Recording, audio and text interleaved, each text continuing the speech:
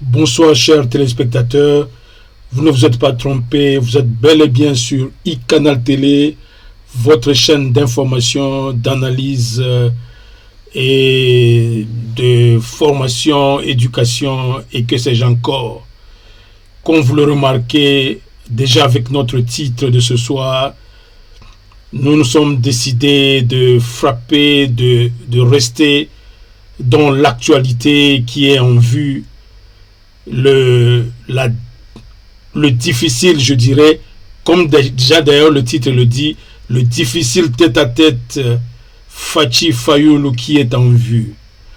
J'ai préféré en background que vous restiez, vous gardiez à l'esprit cette réunion, cette rencontre qu'a organisé le CENSA de M. Olengankoy, une structure qui, pour laquelle nous aurons à parler un jour, parce que nous avons toujours pensé que il y a bel et bien des structures au pays qui peuvent jouer le rôle de CENSA. Bon, le Congo a voulu pour avoir une structure comme ça, pour soi-disant régler des conflits entre institutions et pour la bonne marche du pays. On en parlera. Et nous y voici maintenant. C'est le président du CENSA, M. Olengankoy, qui a pris l'initiative de mettre ensemble, en tout cas pour une première fois, ça sera une première, depuis que les deux se sont certainement séparés dans leur église, puisqu'ils priaient ensemble, vous en doutez. Mais le président Tshisekedi et M. Fayulu, qui étaient des grands amis et qui priaient ensemble, et certainement ça aura été, leur dernière rencontre aura été le jour où ils se sont séparés à l'église. Comme pour faire un peu simple, ils ne se sont plus jamais rencontrés parce que M. Fayulu notamment se dit que M. Tshisekedi, ça ce n'est plus une histoire à raconter, n'est pas à sa place. Le fauteuil qu'occupe le président Fachi, c'est le fauteuil donc de M. Martin Fayulu. Et voici que M. Olengankoy voudrait bien réussir un coup. Et comme on le sait, on l'a vu avec d'autres, pendant d'autres événements, avec sa diplomatie, il a réussi certains coups politiques aussi, avec le fameux vieux du Bas-Congo, et comment il a réussi à le calmer, à le faire partie de l'hôpital, un semi, ce vieux-là, avec un long nom, c'est toujours compliqué de le prononcer, Monasemi. Alors, il a réussi à maîtriser le vieux et à calmer la situation quand le vieux voulait monter. Je crois Olengankoy est en train de chercher à réussir un grand coup politique. Bon, bien sûr, c'est son rôle pour rassembler les deux hommes, les mettre autour d'une table pour parler RDC. C'est pourquoi nous avons pensé que l'occasion faisait le larron, que nous puissions un peu parler sur les possibilités de succès de cette rencontre. Parce qu'il est très important. C'est bien beau de dire « Ah, M. Fayulu a accepté de rencontrer M. Tshisekedi », mais encore faut-il que cette rencontre soit un succès. Et à notre niveau, au niveau de iCanal Télé, nous avons pensé que si cette rencontre a lieu, j'estime que si M. Olengankoy s'est investi, c'est que quelque part, il a eu l'aval de la présidence de la République pour demander à l'autre s'il était disponible. Bon, le président, certainement qu'il est là, en train d'attendre tout le monde qui serait prêt à venir parler avec lui pour discuter des affaires du pays. Alors, prenons déjà cette hypothèse qui est là sur la table, que M. Fayulu, qui a accepté de rencontrer le président Tshisekedi, que les deux personnalités se rencontrent et si jamais ils se rencontraient, qu'est-ce qu'ils vont se dire déjà? Ça, c'est très important. M. Fayulu et M. Tshisekedi se rencontraient pour la toute première fois. Et c'est là où je ne voudrais pas que les Congolais soient naïfs. Je dois vous dire que cette rencontre sera une rencontre de tous les enjeux, notamment pour M. Fayulu. Ici, sur votre antenne de e-Canal Télé, nous avions fait état, large écho d'ailleurs, de l'interview que la toute dernière que M. Martin Fayulu a accordée à France 24. Nous avons même titré autour de cette main tendue, nous avons dit que Fayulu était prêt, voulait donc rencontrer le chef de l'État, M. Félix Tshisekedi. Fayulu, déjà, avant que les Ngankoy ne viennent vers lui, ne prennent même l'initiative. Sur France 24, Fayulu avait déjà émis le vœu de rencontrer M. Tshisekedi. Et j'espère que M. Olengankoy le sait. Ou peut-être il a suivi l'émission de e-Canal Télé. Mais s'il n'a pas su, M. Olengankoy n'a pas suivi, je l'invite à demander à son personnel d'aller suivre cette émission de e-Canal qui est passée sur e-Canal Télé, qui est certainement intitulée, si je ne m'abuse, La main tendue de Fayulu à Fachi. Et là, dans cette émission, nous avons été plus que clairs pour dire que, et Fayulu d'ailleurs lui-même, c'est lui qui a été plus que clair, que lui, il est prêt à voir Fachi, le président Tshisekedi, pour discuter des affaires du pays. Et quand M. Fayulu parle de discuter des affaires du pays, il faut retenir que la question sur l'organisation des élections prend la première position. La question sur l'organisation des élections prend la première position. Nous sommes tous d'avis que la guerre contre le M23 est une actualité, est un devoir citoyen que tous nos leaders politiques doivent désormais s'engager à travailler là-dessus et à donner leurs idées au président de la République pour faire avancer les choses. Certainement que Fayulu ne manquera pas à donner une idée au président de la République. Ça, je suis convaincu. Il doit en avoir une idée. D'ailleurs, à son retour, à son dernier retour ici de voyage, l'homme a comme un peu étonné les Congolais. Lui qui était le dur des durs vis-à-vis de la question rwandaise, mais on a entendu un Fayulu qui est venu monter au créneau, disant que non, il est temps que nous puissions négocier avec le Rwanda. Fayulu a osé dire quelque chose de comme ça, alors que ce n'est pas dans son ADN. Ça n'a jamais été dans son discours. Le discours de l'ECD, c'est un discours dur. Si moi je suis président, je suis le soldat du peuple, je vais en découdre avec le Rwanda. Ça, c'était le discours de Fayulu.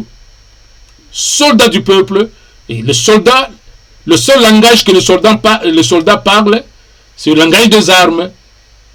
Alors, M. Fayulu est réputé comme le soldat du peuple, mais il a étonné plus d'un observateur en disant que non, il est question maintenant de négocier.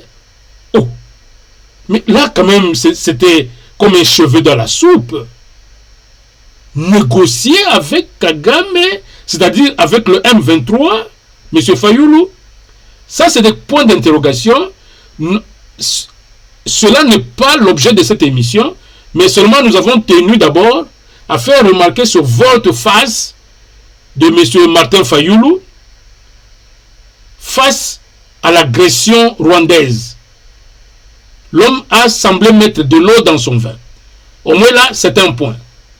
Et c'est ce Fayulu-là qui venait de mettre de l'eau dans son vin sur la question de l'agression rwandaise au Congo. Parce que là, on ne parle même pas de M23. L'agression rwandaise au Congo. C'est ce Martin Fayulu qui va aller voir le président Félix Tshisekedi, qui lui venait de promettre Urbi et Orbi au peuple congolais qu'il n'y aura aucune négociation. Alors, aucune négociation avec le M23, qui est un mouvement déclaré terroriste, et donc, on ne négocie pas avec les terroristes. Les terroristes n'est là que pour être détruits. Et il sera détruit, selon les dires même du président Tshisekedi. Voici déjà 2 points antagonistes. Je suis en train de vous d'aider l'opinion à voir déjà ce que nous allons, ce qui va venir ici. Déjà sur la question de l'agression rwandaise, Fayulu, s'il avait gardé sa première position, c'était donc le bon moment de faire un bon duo avec le président Tshisekedi. Parce que le président Tshisekedi lui-même a reconnu dans son adresse à la nation qu'il avait plus privilégié l'option de la diplomatie. Et il a déclaré que cette diplomatie a donc échoué. L'heure est donc à la mobilisation, au recrutement des jeunes dans l'armée et donc de la guerre. Pendant que c'est M. Fayulu qui se disait avant soldat du peuple, prêt à la guerre. Mais si Fayulu avait gardé cette position, lui et Fachi aujourd'hui auraient un bon dénominateur commun. Fayulu pour la guerre, Fachi maintenant abandonne la diplomatie. Il va vers la guerre. Ça serait 2 partenaires parlant le même langage et ça serait l'apothéose. Ça serait vraiment de l'apothéose. Mais je voudrais vous faire remarquer ces 2 personnalités qui,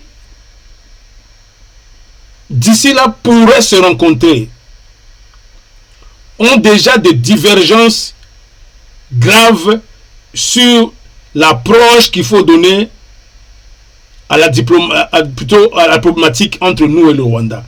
Fayulu maintenant croit que la guerre n'est pas nécessaire. Il faut dialoguer. Maintenant là. Alors que tout est sidé, juré. Nous, avec notre soldat du peuple, nous au pouvoir, on va foudroyer le Rwanda. Nous au pouvoir, on va foudroyer le Rwanda.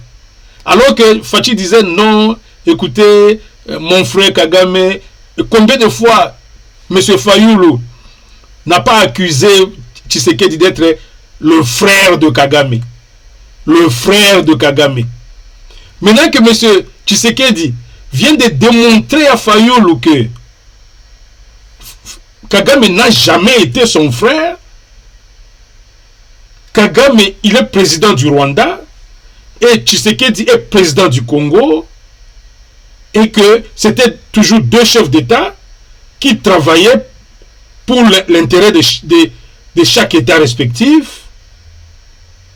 Tshisekedi vient donc de démontrer que il était en train seulement de faire de la diplomatie pour chercher de la paix et que ce n'était pas un signe de faiblesse. Pour prouver à la nation congolaise que, comme disent même les Congolais de la diaspora, oh, Tshisekedi ateka mboka,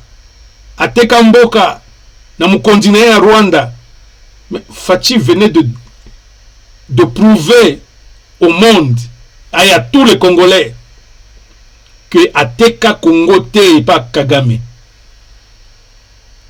Il a rompu toutes les relations diplomatiques, toute la coopération. Il a renvoyé l'ambassadeur Karega. Il a fait ce que les Congolais attendaient de lui. Et au-dessus de tout ça, toute la coopération gelée, l'ambassadeur remercié Et on top, comme disons en anglais, au-dessus de ça, il déclare la guerre au Rwanda. Le président Tshisekedi a déclaré la guerre au Rwanda. Et pendant que maintenant le président Tshisekedi déclare la guerre au Rwanda, oh, Fayoulou se rebuffe encore. Fayoulou recule. On dit non, plus de guerre. Négocions. Oh, est-ce un jeu de... Est-ce une stratégie pour Fayoulou maintenant pour toujours être aux extrêmes avec Tshisekedi? Pouvons-nous affirmer que Fayoulou ne veut rien de ce qui va le mettre sous le même pied avec Tshisekedi? Parce que si c'est ça, alors l'opposition, nous nous empressons à dire à M. Fayoulou que non. Quand vous faites une opposition, vous restez dur sur un point, et que vous sentez que celui qui est au pouvoir fait le contraire, et que le jour où celui qui est au pouvoir arrive à votre point, vous vous appeliez à la guerre, guerre contre le Rwanda, guerre contre le Rwanda. Maintenant que celui qui est au pouvoir échoue dans sa stratégie ou dans son option de la diplomatie, te rejoint, mais c'est le moment de faire la fête. C'est le moment de dire, c'est même un capital politique que Fayoulou devait se réclamer. Il dit, je vous avais dit qu'il n'y avait qu'une option. Je crois que c'est une opportunité politique manquée pour Fayoulou. Et là, en tant qu'analyste, on se pose la question de savoir qu'est-ce qui a réellement poussé Fayoulou à faire ce volte-face. Est-ce que Fayoulou avait besoin de ce volte-face? Parce qu'en tant que figure de l'opposition, quand on parle incident en matière du Rwanda, c'est foudroyer. C'est nous au pouvoir, Kagame dehors. Notre armée va marcher sur le Rwanda. C'est ça que Fayoulou a toujours dit. Maintenant que le président Tshisekedi arrive à ce point, en tout cas, tous les analystes sont bouleversés. Fayoulou change de vue. Il change ce qu'on appelle ici en anglais, Fayoulou change même de pôle ici. Parce que ça, c'était un pôle ici de son parti. Ce qu'on appelle pôle ici, c'est-à-dire le corps, une politique qu'il défendait. C'est pourquoi nous, ici à Canal Télé, nous empressons de nous poser la question, qu'est-ce qui est à la base de ce volte-face de Fayoulou? Qui a pu jouer? Certainement, ça doit être peut-être ses partenaires, parce qu'on sait tous les partenaires du Congo, les multinationales et tout ça, tous prônent. Alors, pourrons-nous affirmer que Fayoulou s'est laissé prendre par ses amis occidentaux? Je n'ose pas affirmer parce que je n'ai pas été dans le secret de Dieu, les grandes conversations entre Fayoulou et ses partenaires occidentaux. Connaissant cet homme qui a pris son temps, qui a refusé toute collaboration avec Tshisekedi, mais qui accepte aujourd'hui que le Congo, au moment où tous les Congolais sont prêts à en finir avec Kagame, à en découdre avec Kagame, Fayoulou bascule maintenant. Fayoulou quitte l'option extrême de la guerre, il veut les négociations. Bon, certainement que ce point-là sera débattu avec. Alors que ça serait le point crucial qui allait mettre Tshisekedi et Fayoulou d'accord. D'accord entre deux fils du pays, se rencontrer et dire, bon, Tshisekedi, je t'ai toujours dit, hein, pour moi, il fallait déjà foudroyer Kagame dès le day one, tu as pris le pouvoir ici. Toi, tu devais déjà envoyer nos militaires à la frontière avec le Rwanda. Tu as laissé Kagame prendre Bunagana, prendre Rutshuru, et maintenant la tâche devient difficile. Là, ça serait une opportunité pour Fayoulou pour prendre un peu l'ascendance sur le président Tshisekedi, qui a traîné, qui a pris du temps. Mais curieusement, l'homme a fait volte-face. Et ce sont les deux messieurs maintenant. Maintenant, le président Tshisekedi, quelle sera sa réponse? Quand il parlera avec M. Fayoulou de la guerre contre le Rwanda, Voilà déjà un point de divergence. Quelque chose qui devrait être une forte convergence, c'est plutôt une divergence aujourd'hui. Et j'espère que M. Lengankoy a pesé tout ça quand il commençait ces négociations. Ce n'est pas une affaire de one-man show, parce que nous connaissons bien M. Lengankoy, et il aime bien se mettre sur la sellette, un peu se mettre en vedette. Il a fallu que, j'espère que M. Lengankoy a travaillé même la rencontre de Fayoulou avec le chef de l'État. Parce que ça ne sert à rien de mettre les deux ensemble pour que les deux se rencontrent et se quittent à queue de poisson. Parce que c'est cela c'est l'impression que nous avons. Que la rencontre entre Fachi et Martin Fayoulou risque de finir en queue de poisson, parce que nous sommes en train d'examiner les common ground, les dénominateurs communs. Sur le plan de la guerre de l'Est, avec le Rwanda, les deux sont opposés aujourd'hui. Et le président Tshisekedi a déjà pris le peuple à témoin qu'il ne négociera ni avec Kagame, ni avec le M23. Il reste peut-être un peu plus fidèle au processus de Nairobi et avec Lorenzo comme médiateur. C'est pourquoi, dernièrement, il a accueilli Lorenzo. C'est dans le contexte du processus de Nairobi. Mais il n'a pas une négociation directe comme ça avec Kagame. Il a refusé. Encore moins avec le M23.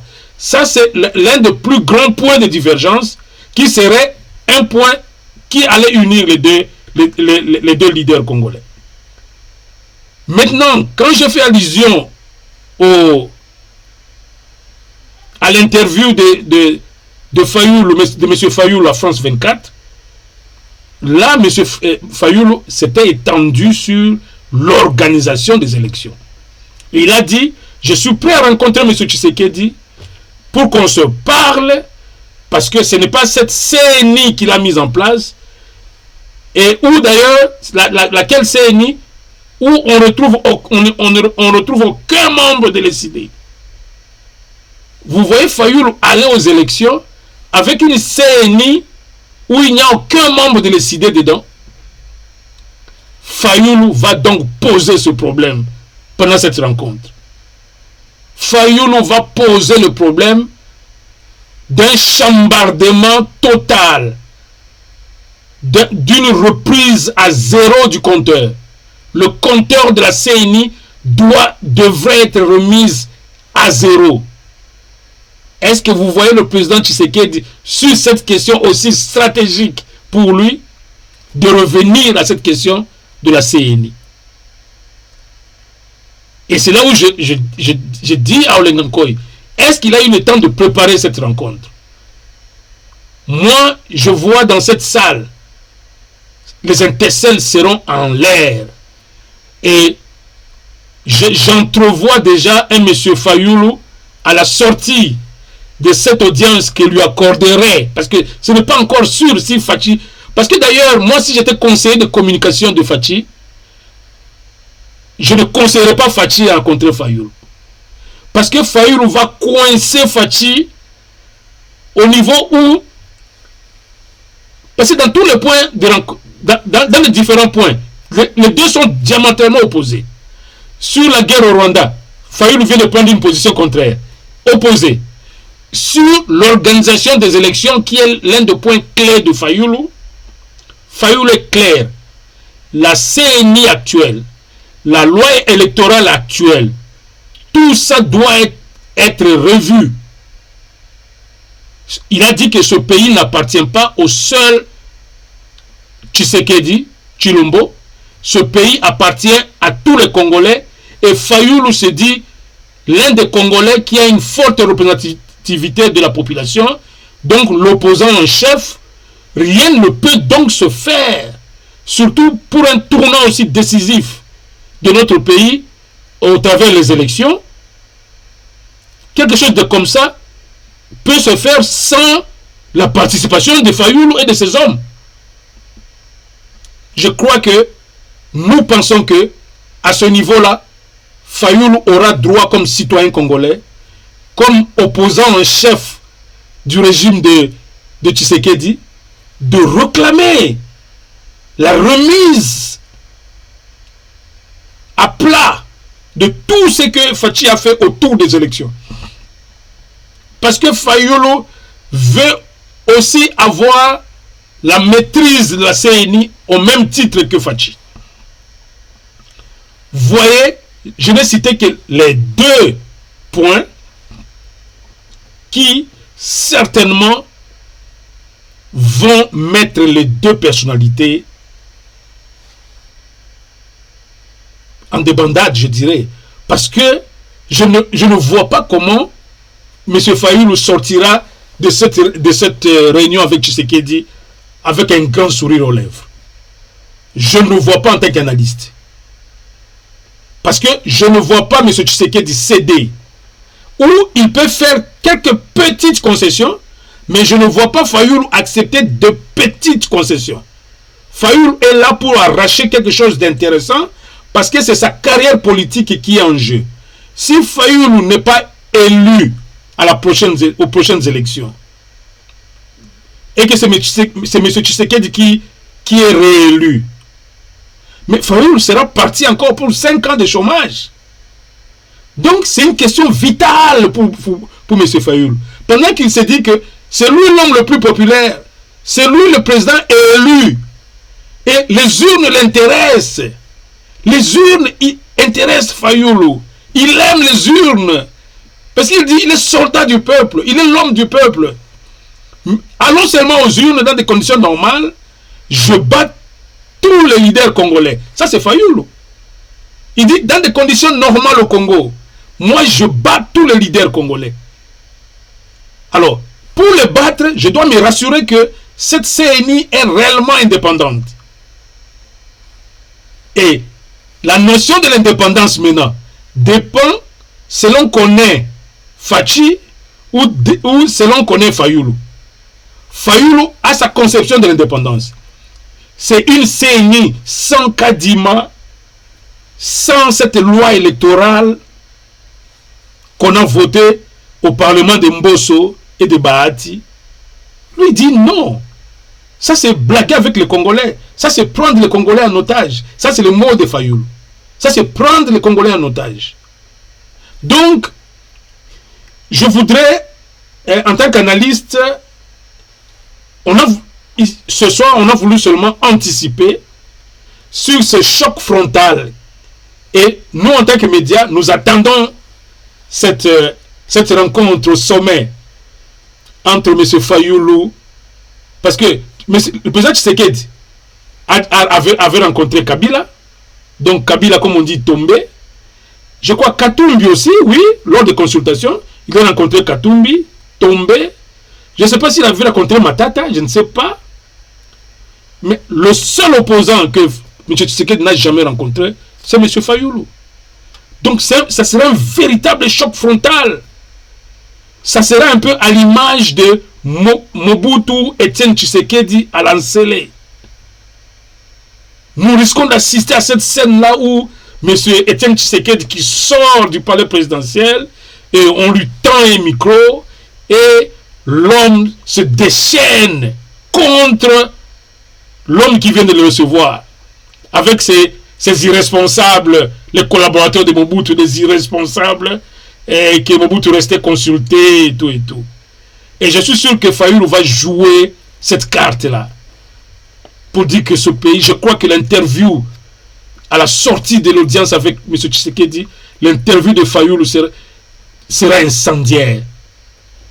À moins que les deux se décident de jouer à l'apaisement.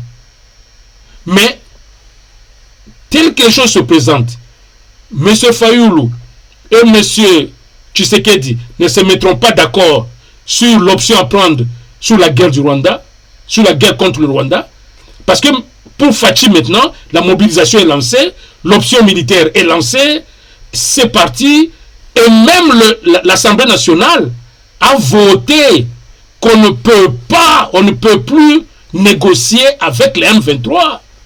Imaginez-vous, l'Assemblée nationale a même une séance plénière où il y a une décision.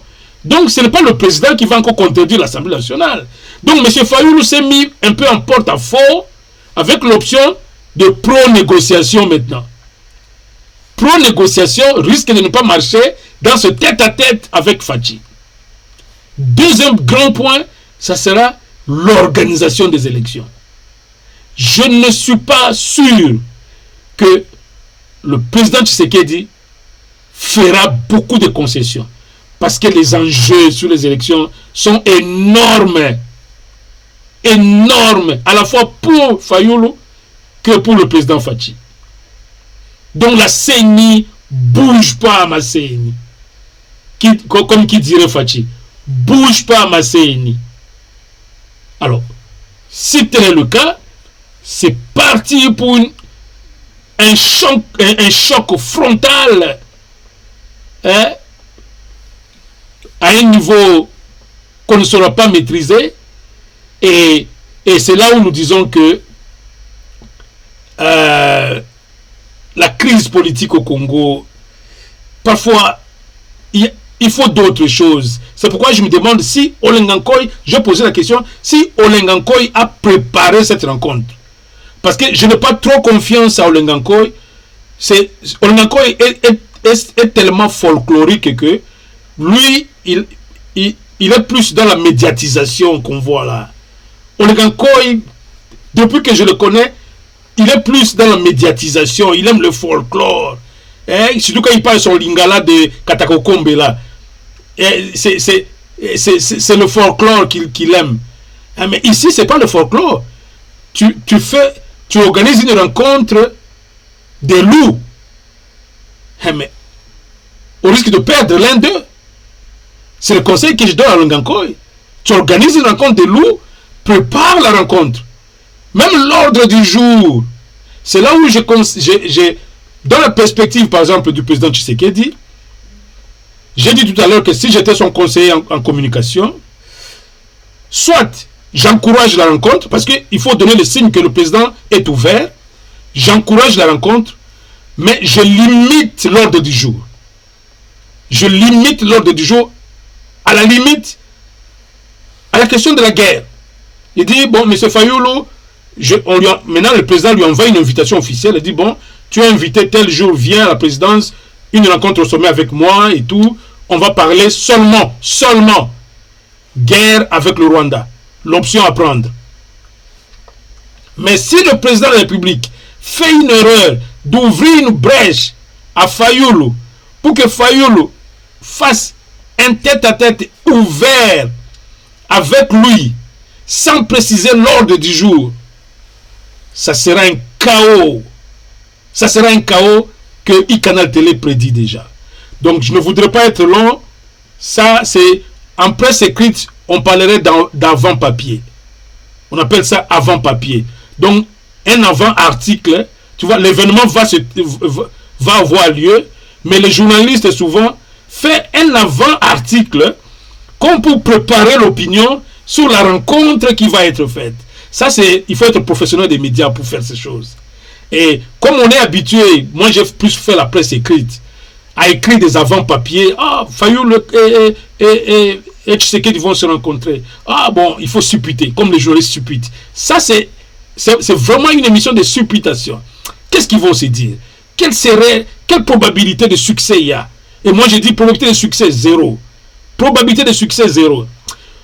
Probabilité de conflictualité à un haut niveau.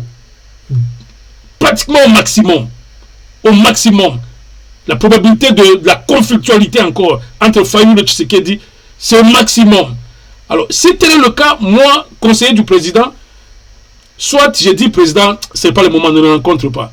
Il est citoyen congolais, s'il ne veut pas soutenir la guerre au Rwanda, ça c'est son problème. Ne le rencontre pas.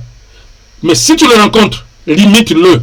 Dis Fayulu, je t'ai invité ici pour parler M23 et Kagame. Ne me parle pas des élections, attends le jour où je vais t'inviter pour ça. Il limite. Et puis, quand l'heure est finie, le protocole dit à M. Fayulu, merci M. Fayulu d'être venu voir le président. Bon, on prendra en compte tout ce que vous vous êtes dit. Très bien, merci. Il sort, il dit, bon, il va dire tout ce qu'il va dire devant les médias. Mais, si le président Tshisekedi dit, bon, c'est peut-être l'opportunité d'en découdre un peu avec Fayulu, ça sera des étincelles en l'air. C'est sur cette note donc que nous devons vous quitter après vous avoir fait ce pré-analyse de cette rencontre au sommet entre les deux personnalités. En tout cas, c'est à vous de voir. Nous allons nous retrouver encore ici pour faire le bilan de cette rencontre au sommet. Une toute première. Ce n'est pas une rencontre facile. C'est pourquoi je continue à insister. Si Olenga Nkoy, si tu n'as pas préparé cette rencontre, tu as fait de l'amateurisme. Préparer la rencontre, ça signifie, non seulement vous avez vu Fayulu, vous avez vu le président de la République, vous avez préparé les esprits à la présidence, et vous préparez aussi les esprits au niveau de Fayulu. Sinon, vous êtes parti pour un fiasco, parce que les deux personnalités sont diamétralement opposées, comme ils ne l'ont jamais été. Merci beaucoup. C'était un plaisir pour moi de revenir auprès de vous encore ce soir. Et je n'ai pas voulu être très long. Je finis là-bas. Nous nous retrouvons quand cette rencontre va être tenue. Et je reviendrai pour faire des constats. Cette fois-là, en tout cas, ça sera des constats certainement.